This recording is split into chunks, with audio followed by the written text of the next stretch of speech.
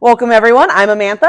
And I'm Angie. And this is the A's Have It. This month, we're coming from our makerspace here at the Piqua Public Library.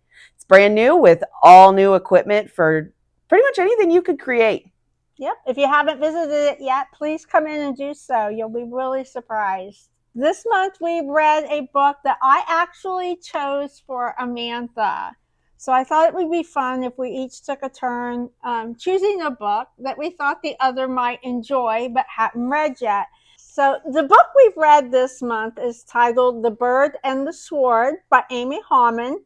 It is actually the first in a series of two. The second one is titled The Queen and the Cure by Amy Harmon. So it is about a young girl who, when her mother dies, her mother tells her that she is to swallow her words. And I'm not going to go into detail as to what happens, but an event happens and her mother tells her she needs to swallow her words and keep them inside of her and not let them out. And so because of that, she struggles throughout the storyline, talking and communicating with others. And the writer, in writing about it, does it in such a beautiful, poetic way that just I find breathtaking, which is one of the reasons I'm extremely fond of this writer. So I don't want to tell too much. We will do a spoiler alert. But this young girl ends up in this fantasy world. And in that world, she has to keep her words quiet and try to communicate with a king and keep herself safe. What did you think about it? This was my first Amy Harmon book. I really did enjoy it. There were a few plot devices that weren't my favorite tropes, but besides that, I thought it was very well written. It was entertaining. The ending of it had me, I was listening to it in the gym, and it had me literally sitting in the gym going, because I didn't know it was, I did not expect that little twist there at the end. Well, I wish I would have walked them by in the gym and seen that face. That would I would have been like, what's going on? What's that face for? And had to hear all about the book. Everyone probably thought I was crazy looking around at an invisible audience like I'm on The Office, like. And then you wouldn't have got rid of me because we'd be talking books. And once I get started, I can't stop. I just love it, especially one that I like. So I'm glad you enjoyed it. I really did. You picked really well. You really did. Great. I was kind of nervous because I know you're a big reader of fantasy. Mm-hmm. I'll be honest, I am not. And this was one of the first fantasies for me. Obviously, I read Harry Potter, but I haven't delved into fantasy very much. I will say that for those of you who love fantasy, there's not a lot of building of not characters. There is with characters, but not world building. World building. That was the word I was looking for. There's not much world building in this book compared to some other fantasy books that true fantasy lovers would maybe miss out on. I actually really appreciated the minimal world building. It didn't really need it. It was kind of a self-explanatory, oh, this is a kingdom. It's a very normal kingdom, except for there's a few people with some magic, and we don't like those people. And they called them gifted. And it was a very simple magic layout, because that's one of the hard things for me to get by when I'm trying to listen to a fantasy novel. I typically have to read them, is when they start explaining how the magical powers work, it gets so confusing. Yeah, and it can really weigh down the story. Sometimes, yeah. But this one was so simple. You had your tellers, your changers, one of the, and the other one was healers, and I think it was spinners. I wanted to say weavers, but it was spinners. You're right. And it was pretty simple. Tellers use their words and can make typically inanimate objects do what they wish. In the beginning of this, she makes a little poppet or a little puppet fly just by telling it fly. Healers heal, and I liked the way they did heal. The healing was cool. But changers can shapeshift, and spinners, anything they touch, they can kind of change the shape of, spin into gold, which I found really cool too. Yeah. But it was just an easy system. Right. And I don't want to make it sound as though the world building wasn't there. Yeah, it was there. Because but... it was described and you could really envision it and see yourself there. Oh, yeah. But it's kind of, to me, like it was one of the more simplistic kingdoms where it's just, you see it in any fantasy book you've read. If you've read any fantasy or watched any fantasy, it's kind of, oh, we have a little village with a lot of villagers and a big castle. And that was kind of the gist of it. But for somebody who likes fantasy but also kind of needs a break from the massive books, yes, this would probably be a good choice. It's actually really skinny. How many pages is this one? I'm not sure. Oh, wow. Because I listened to the audio. This one, including the notes, we'll skip the notes from the author. The epilogue ends at page 323, which is about, I'd say, half the size of a normal fantasy novel.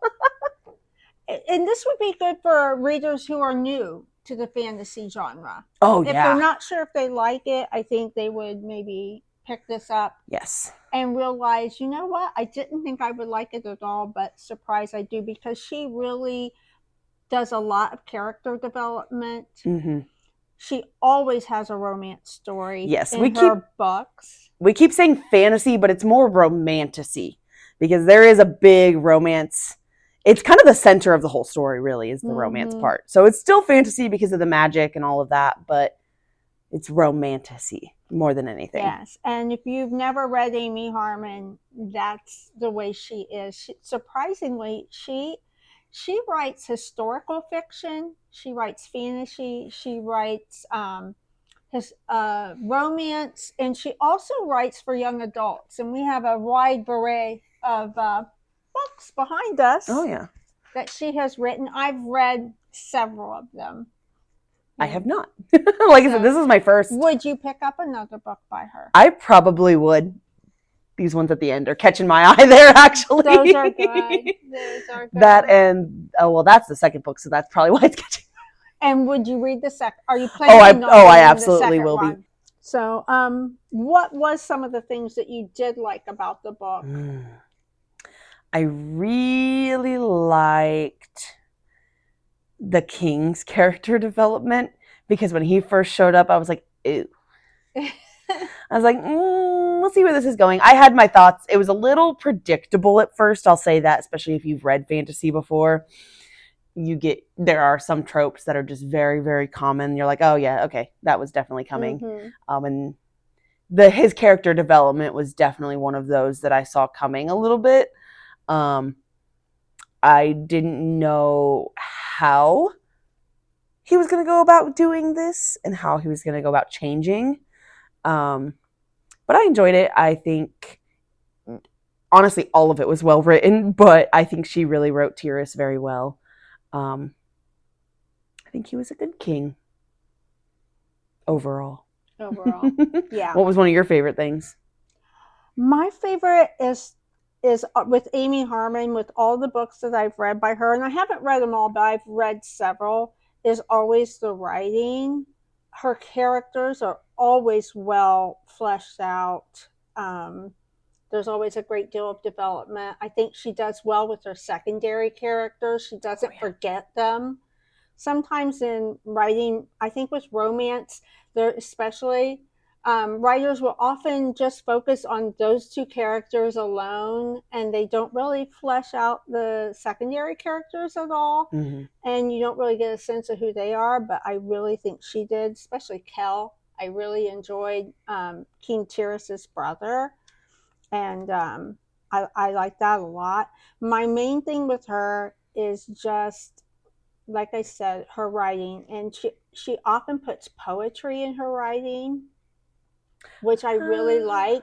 I don't think it's not like deep, profound poetry within the book, but I like that. I think it worked really well, especially with this, with the curses and things that she did. The spells, yeah. And the spells, yes. They weren't just words, they were rhyming words. And I have to say, too, you did Audible, correct? Like you listened to the book. I did, but I did not listen to the dramatized version because I get too distracted. There's too much going on in it. I just need the words. So I listened to the dramatized version. I simply loved it. Oh, it added so much to it. So Some people might really enjoy that, when she's out in the forest and you hear the bugs and the water in the background and that kind of thing. I really liked it. I might go back and re-listen to it as the dramatized version before I go into the second one, just for funsies. But the first time reading it and I really wanted to catch everything, sometimes I can get easily distracted by other noises. I'll focus too hard on one noise. Or I'm like, oh, what am I hearing in the background there? And the next thing I know, I missed like 5 different things that happened. And I'm like, okay. And you can't do that when you're going to talk about it. No, I definitely have to go back. And then I'm like, I don't have time for this. But yes, I really did enjoy that. So that's my favorite thing. And I did have a thing here where someone had an interview with the author. And one of the questions that the interviewer asked was, did you randomly rhyme the curses at the time of writing the scenes, or were you prepared with the rhymes before, or were there any inspiration behind them? And Amy Harmon said, totally came up with the curses and rhymes as the scenes unfolded. As you can guess, this was very time consuming. I loved it though. I'm a poet at heart. I spent hours on the maiden song. It's so simple, but it was so pivotal to the story. I don't know if you remember that. I do. I really love that. And the one who does the narration for the dramatized version? For the Audible is great. I believe it's the same. Oh, yeah. I really liked the narrator. She did a good job. Even though she was on her own there, she did a good job kind of switching to a deeper tone whenever it was a man. Because I find that so confusing when they don't even attempt to change their tone a little bit. And I'm like, who is talking? Right. And I think this one did it very well. I have to say with this author, I've ordered books for several years for the library, and she hadn't been on my radar. Of course, I'm not a big romance reader. They can get a little cheesy kind of for my taste. And so I tend to not read a lot of those. I tend to like a lot more drama in my books. So she wasn't on my radar, and I came across her book and I was enthralled. I just absolutely loved it. And so when I did a little Goodreads review, I mentioned that I was surprised that she hadn't been on my radar. And she actually responded back to me, Amy Harmon did. That's crazy. And said, how she often struggles as a writer to find your audience and get the word out there and get your work out there. And she really appreciated it. I can't imagine how hard that is. There's so many books and so many authors out there. And every day somebody asks me, I swear, about a different book or a different author that I've just never heard of. And I've been here for almost over 2 years now, so I imagine you still run into authors and books and titles that you've never heard of. I do, and I've been here almost 30 years. Just shy of 30 years, and it still will happen to me. So when she responded, of course, I geeked out. As you can imagine, in fact, I still geek out about it. So yeah, I really enjoy her. Oh, I would. I really enjoyed this. I definitely want to read more. I'm going to start with the second one for this series, and then I might jump into these ones behind me over here because they look really good. And we just was talking about Reader's Advisory, because we get asked to do this all the time. Talk about books and advise someone on their next read. And, it's fun to do it with a coworker. It really is. Because we talk books all the time. And it's fun to say, hey, I think you would like this one, Amantha. And now I'm excited to show you which one. You will be doing that for me here in a little bit. I know. And I'm excited too. Yes. I stalked your Goodreads. You were a stalker? I was like, I have like a feeling of what she likes, but I was like, I'm going to get some specific titles that she might want to read. So you put a lot of work into it. I did. But I would love to go into some spoilers for this book. Absolutely. Let's do it. Because there are a few things that I have some problems with. Okay. They were just not my favorite. So spoilers, spoiler alert. If you plan to read this book or want to read this book, don't watch any further if you have not already read it. So, like, one of the tropes that is very popular through romantasy and fantasy and probably romance in general. I'm not a big romance reader. There's got to be other aspects, hence the romantasy, is a pregnancy trope. I think it was better in this than others. It wasn't the central, I guess you could say, not issue, but the central, I don't know what the word I'm looking for, I guess incident maybe, central thing in this story. It's only mentioned a few times after she does get pregnant. It's mentioned every so often. They're like, yeah, you can't come to the front lines of war because you're pregnant. So it kind of, to me, felt more like a plot device, which I really don't like when they use it as a plot device. Because, like, yay, they're having a baby. It's supposed to be happy. But it's kind of used as a plot device sometimes. Like, she can't go to the front line, so she can't help them, which led to a snowball effect of bad things happening and him potentially dying. He didn't die. He lived. But that was one of the things I didn't like, but I got over it because the rest of it was really good. And then it was also, the beginning of it was really predictable. Like I said, when you get introduced to Tyrus as an adult, he's not a nice person. And I feel like it's a facade after you get into the rest of the book. You're like, okay, you actually are really a big sweetheart. But it really was like, oh, okay. As soon as I saw him as an adult and he was kind of rude and he looked at Lark and I was like, oh, okay, enemies to lovers. I was like, I know exactly where we're going with this, and I was correct. So, like, at the beginning, it was a little predictable.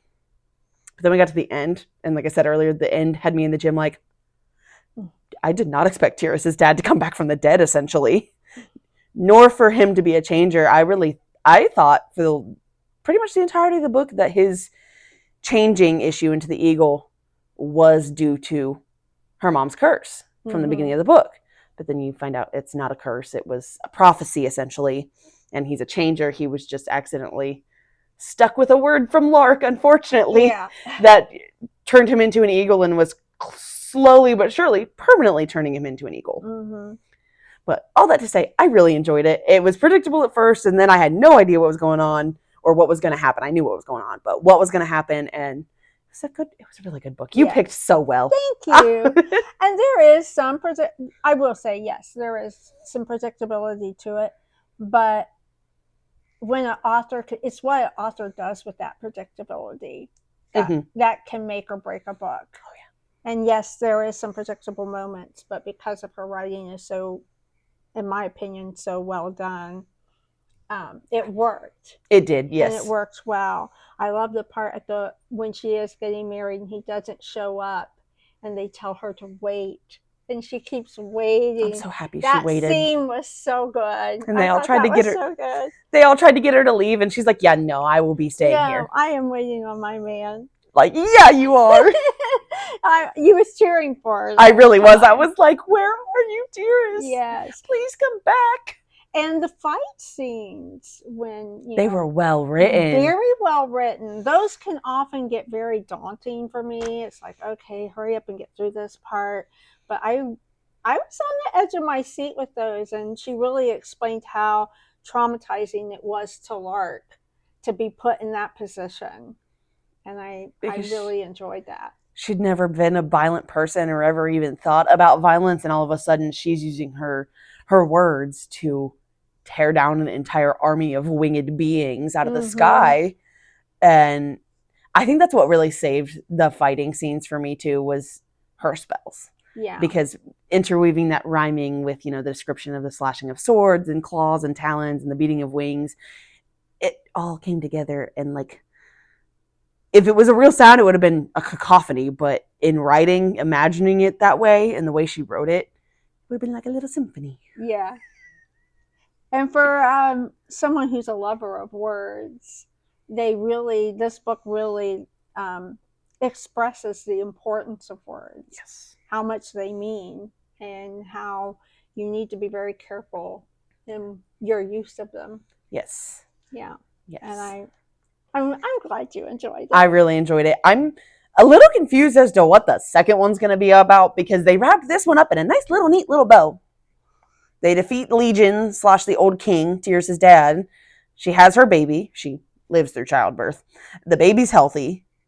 Like, everything's good and great. He's back to normal. He can change at will. Mhm. She can speak again. Like, what is the next book going to be about? I'm not going to tell. I haven't even read the back of it yet, so I'll probably do that, but haven't even read the back of it yet, hence why I have absolutely no idea. But I'm kind of excited to see where it goes. Because what the heck? What is it going to be about? Like, this could have been a one-off. Yeah, it could have. She could just be done there. I'm kind of excited. She wrote a second one. Good.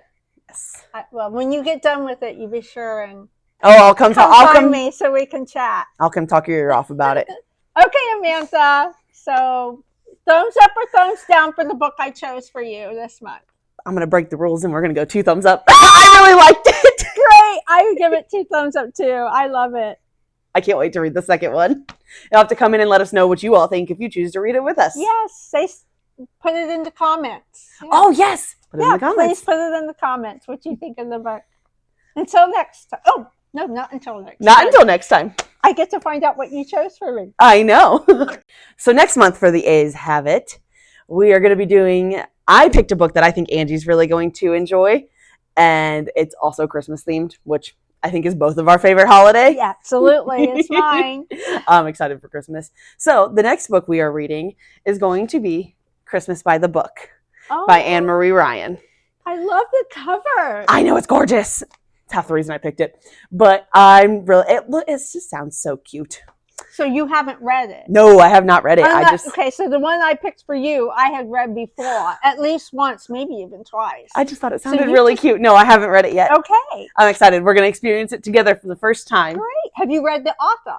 I have not. I've never even heard of this author. Oh, okay. I think it was on your want to read list on Goodreads, and that's kind of half the reason I put it on there. That it was Christmas themed, so I was like, we're going to put that on there. I'm excited. So I'm excited. Yes, I'm very excited to dive into this with you and with anybody who chooses to read with us for the month of December. Yeah. Thanks for joining. Until next month.